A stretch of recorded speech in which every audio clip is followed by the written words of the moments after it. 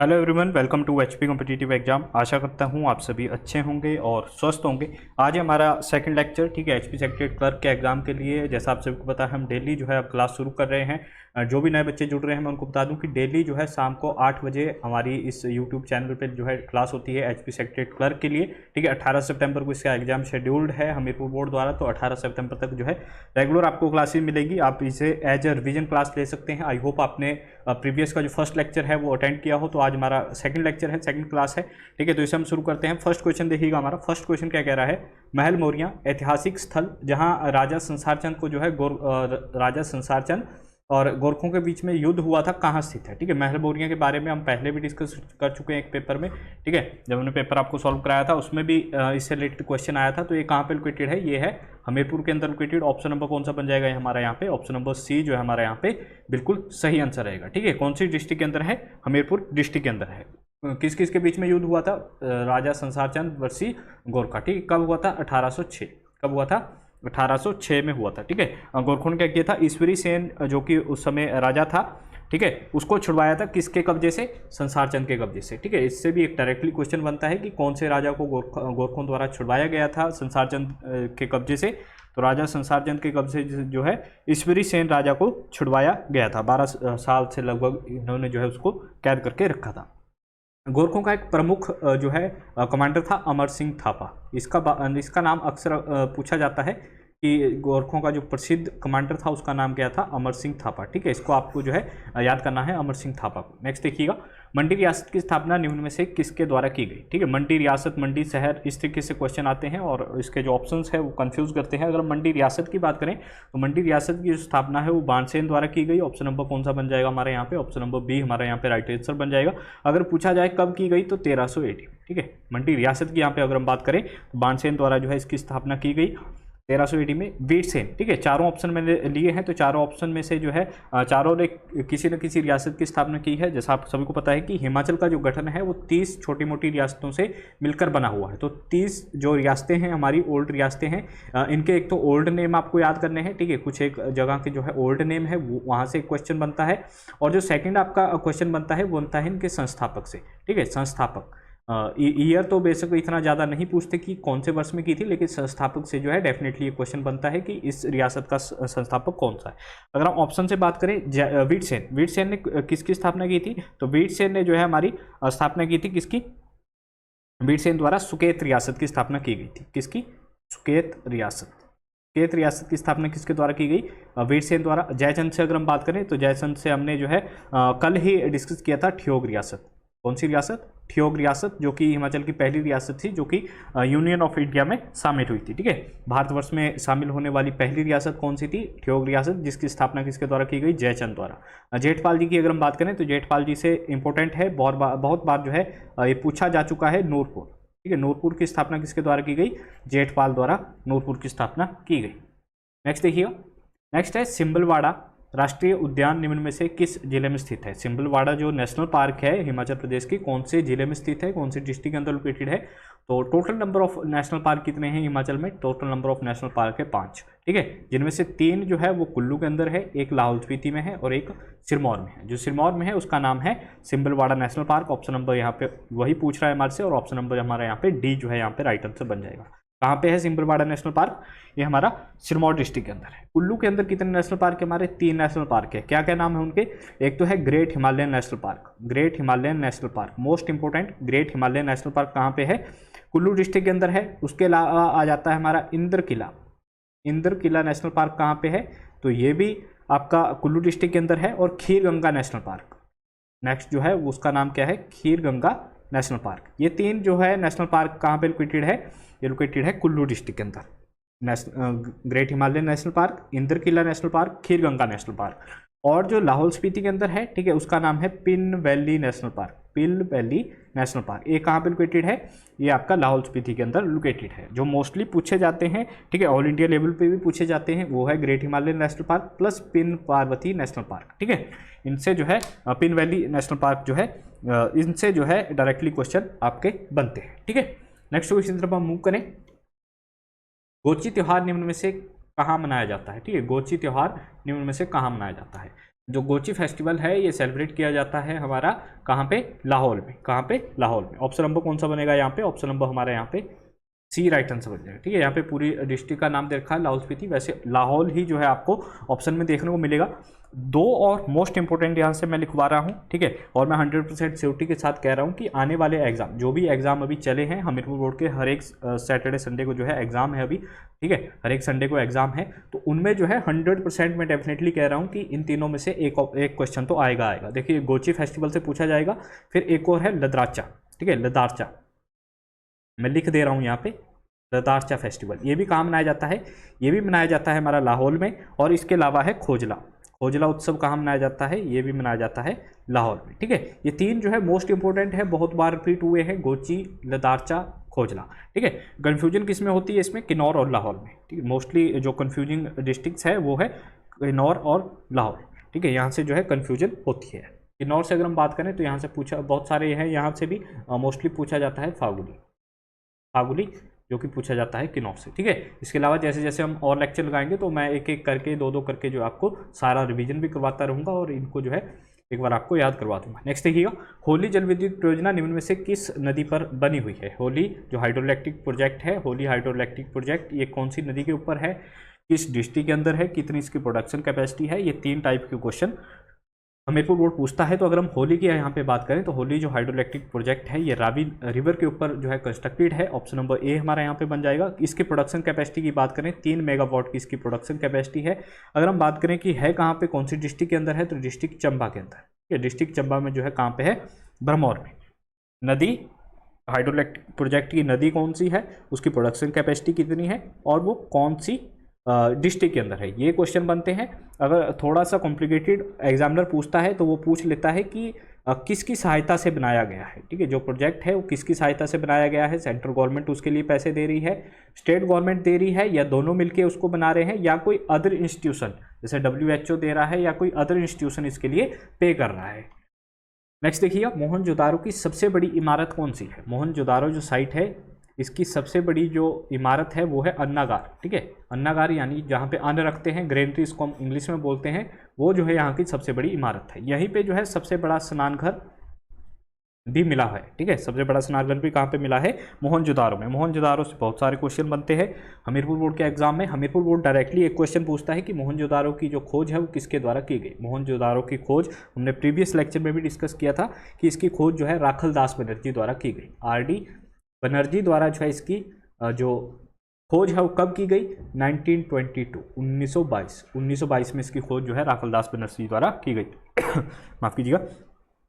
ठीक है, 1922 में राखलदास बनर्जी द्वारा इसकी खोज की गई। एक डायरेक्टली क्वेश्चन बनता है कि कौन सी नदी के किनारे है मोहनजोदारो, जो है जो ये साइट है कौन सी नदी के जो है बैंक पे है, तो सिंधु रिवर, सिंधु। ठीक है, सिंधु रिवर के बैंक पे कौन सा है, मोहनजोदारो साइट। ठीक है, देवदासी की मूर्ति से भी यहाँ से हमारे को मिली थी। नेक्स्ट देखते हैं हम, नेक्स्ट क्वेश्चन हमारा, दिल्ली सल्तनत में सबसे लंबा काल जो है किस वंश का रहा। जो हमारी दिल्ली सल्तनत है वहाँ पे जो है 5 वंश रहे हैं। ठीक है, कौन कौन से, गुलाम वंश, खिलजी वंश, तुगलक वंश, सैयद वंश और अंतिम जो था वो था लोधी वंश। तो इनमें से जो सबसे लंबा कार्यकाल था, ठीक है, सबसे लंबे समय के लिए जिन्होंने राज किया वो थे तुगलकी। ठीक है, और ये अंतिम तुर्की थे, अंतिम तुर्की थे जिन्होंने दिल्ली पर राज किया। तो एक कौन सा हो जाएगा हमारा यहाँ पे, तुगलक वंश। इन्होंने जब राज किया 94 ईयर्स। ठीक है, इनका जो यहाँ पे टेन्योर रहा है वो रहा है 94 साल का। देखिएगा, सबसे पहले आए गुलाम वंश। फर्स्ट जो वंश आया दिल्ली सल्तनत पे वो था गुलाम, सेकंड पे खिलजी, थर्ड पे तुगलक, फोर्थ पे सैयद, और लास्ट में कौन से आए, वो आए लोधी वंश। लास्ट में कौन सा आया, लोधी वंश। लोधी वंश लास्ट में है। तुगलक वंश का जो संस्थापक था, इससे क्वेश्चन आता है कि इसका जो इस वंश की जो स्थापना है वो किसके द्वारा की गई, तो ग्यासुद्दीन तुगलक। ठीक है, ग्यासुद्दीन तुगलक द्वारा जो है इस वंश की स्थापना की गई। और एक और मोस्ट इंपोर्टेंट क्वेश्चन कि फर्स्ट शासक, इंडिया का पहला ऐसा शासक जिसने साउथ इंडिया को दिल्ली सल्तनत में मिलाया था, तो ये था ग्यासुद्दीन तुगलक। ठीक है, इसने जो है वरांगल जो कि वहाँ की एक राज्य था, ठीक है, वरांगल, उसको जो है फर्स्ट टाइम ऐड किया था दिल्ली सल्तनत में। कहाँ पे है, साउथ इंडिया। ठीक है, वहाँ से जो है उसको दिल्ली सल्तनत में ऐड कर लिया था जीत के। नेक्स्ट देखते हैं हम, निम्न में से 1946 में आए कैबिनेट मिशन का सदस्य कौन था। ठीक है, डायरेक्टली क्वेश्चन क्या आता है कि कैबिनेट मिशन भारत कब आया, तो 1946। ठीक है, यहाँ पे तो ऑप्शन क्वेश्चन में ही दे रखा है कि 1946 में जो कैबिनेट मिशन आया था उसके सदस्य कौन कौन थे, कौन था या फिर थे, ठीक है, कौन सा उसमें से एक सदस्य था या फिर कौन कौन से इसमें से सदस्य थे। तो एक क्वेश्चन आपको डायरेक्टली याद होना चाहिए कि कैबिनेट मिशन आया कब था भारत में, तो आया था 1946 में। ठीक है, भारत आया क्यों था, क्योंकि भारत में जो है संविधान तैयार करना था। ठीक है, उसकी रूपरेखा और भी बहुत सारे इसमें क्लॉज है जिसके बारे में हम फिर डिस्कस करें। अगर हम यहाँ पे देखेंगे ऑप्शन, तो स्टैफोर्ड क्रिप्स जी बिल्कुल इसका सदस्य था। पैथिक लॉरेंस की अगर हम बात करें वो इसका हेड था। ठीक है, जो मिशन आया था इसका हेड कौन था, इसका जो हेड था वो था Pethick Lawrence. A V Alexander की बात करें तो ये भी इसका सदस्य था, यानी कौन सा हो जाएगा यहाँ पे हमारा ऑप्शन नंबर डी हमारा यहाँ पे राइट आंसर हो जाएगा, ऑल ऑफ द अबव। ठीक है, ऑल ऑफ द अबव सभी जो थे ये क्या थे, इस मिशन के सदस्य थे। कब आया था मिशन, 1946 1946 में। नेक्स्ट देखिएगा, भारत में किस राज्य में सबसे ज़्यादा बंजर होगा, यहाँ पे ना बंजर यानी वेस्टलैंड, भारत में सबसे ज़्यादा जो है वो वेस्टलैंड जो है कहाँ पे है, भूमि क्षेत्र जो है वो कौन से राज्य में है, यहाँ पे डायरेक्टली क्वेश्चन बना हुआ है। तो ये है हमारा मध्य प्रदेश में। कहाँ पे है, मध्य प्रदेश में। मध्य प्रदेश की कैपिटल जो है कहाँ पे है, ये कमेंट करके आप मुझे बताइएगा। यहाँ के चीफ मिनिस्टर कौन है ये भी आप मुझे कमेंट करके बताइएगा। नेक्स्ट देखिएगा, एक करंट अफेयर के क्वेश्चन है। करंट अफेयर मैंने आपको कहा था कि मार्च के बाद, ठीक है, मार्च के बाद जो है करंट अफेयर आपको कवर करना है। अभी सैटरडे संडे को जो है, अभी संडे को जो है एग्जाम है हमारा, ठीक है, संडे को एग्जाम है, तो उनके जो पेपर आएंगे उनको मैं आपको सॉल्व कराऊंगा। उसमें जो है उनको एनालिसिस करूंगा, क्योंकि 2 पेपर पहले हो चुके हैं, लैब असिस्टेंट का हमारा और लॉ ऑफिसर का। ठीक है, दोनों को मैं सॉल्व करा चुका हूं। थोड़े थोड़े क्वेश्चन बाकी का जो उसका पार्ट है वो भी जल्दी आपको प्रोवाइड करा दिया जाएगा जैसे ही मेरे को समय मिलेगा।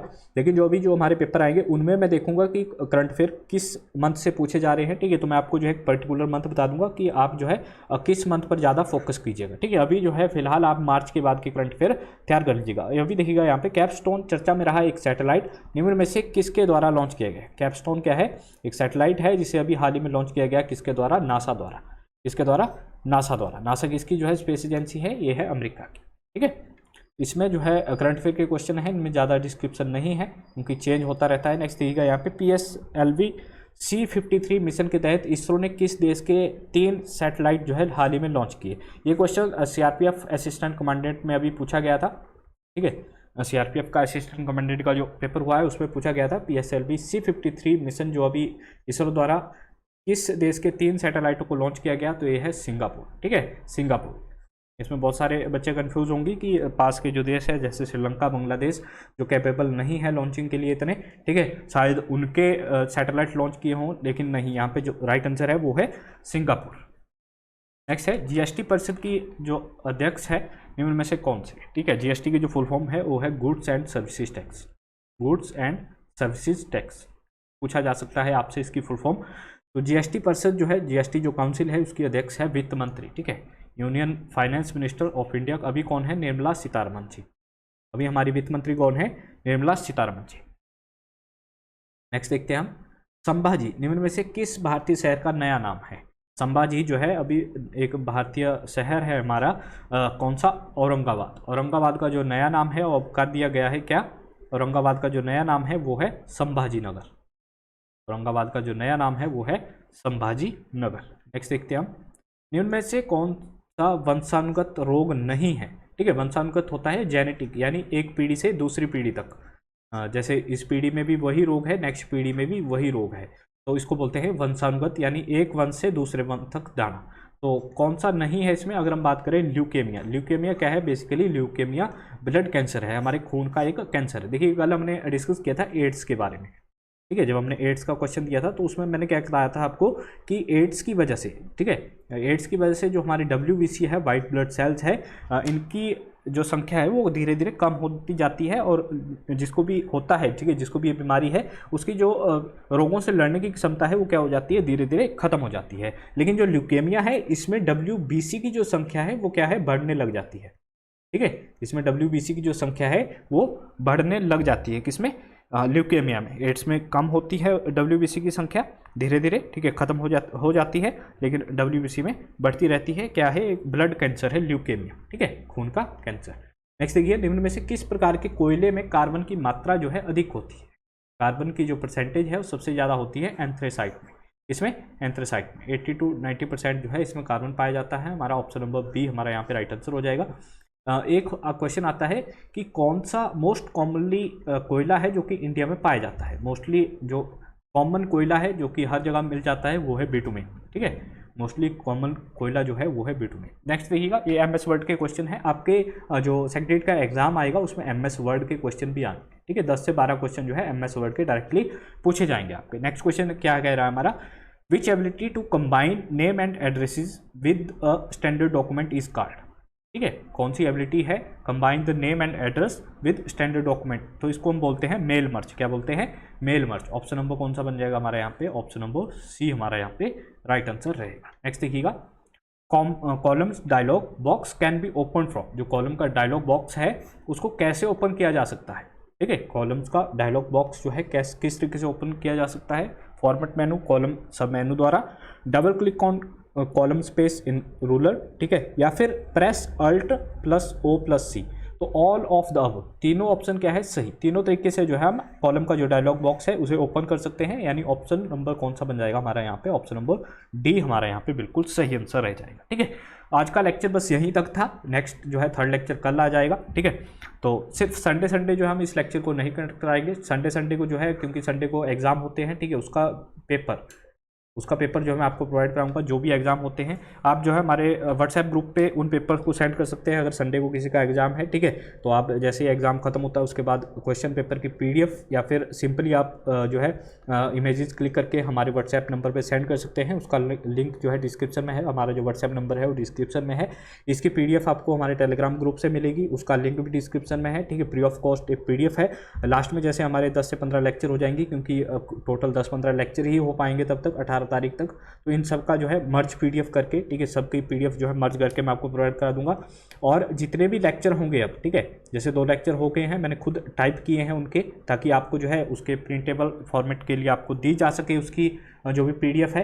और बाद में जैसे ही हमारे 10 से 15 पेपर हो जाएंगे, ठीक है, उन सबको मैं मर्ज करके एक सिंगल पीडीएफ में आपको इंडिया जी के अलग कर दूंगा, उसमें से एचपी जी के अलग कर दूंगा, ठीक है। अलग अलग पीडीएफ आपको प्रोवाइड करा दूंगा ताकि आप उनको प्रिंट कर सकें और आप जिस भी एग्जाम की तैयारी कर रहे हैं उसके लिए आप उससे रिवीजन कर सकें, प्रीवियस ईयर क्वेश्चन जो है आपके लिए अच्छे से मिल सके, ठीक है। आज के लिए बस इतना ही। आई होप आपको मेरे एफर्ट थोड़े से भी अच्छे लग रहे होंगे। जो भी नए कैंडिडेट है सब्सक्राइब जरूर कर लीजिएगा। आज के लिए बस इतना ही। Thank you for watching us. Have a good day.